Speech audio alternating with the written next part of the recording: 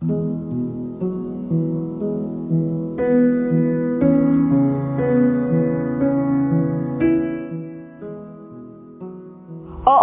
guro ako.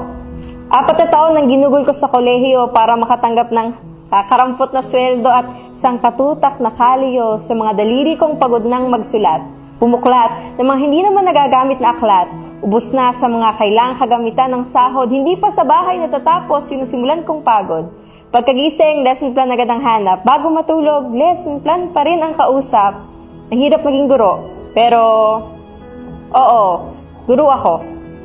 Nung nagkita kami ng mga kaklase ko nung sekundarya, kanya-kanya sila ng kwento ng mga lugar na kanila nang nabisita. Nagpapagandahan ng proyekto ang mga inhinyero, nagdedebate sa mga kaso ang mga abogado, nagpapalakihan ng sweldo ang mga doktor at marino.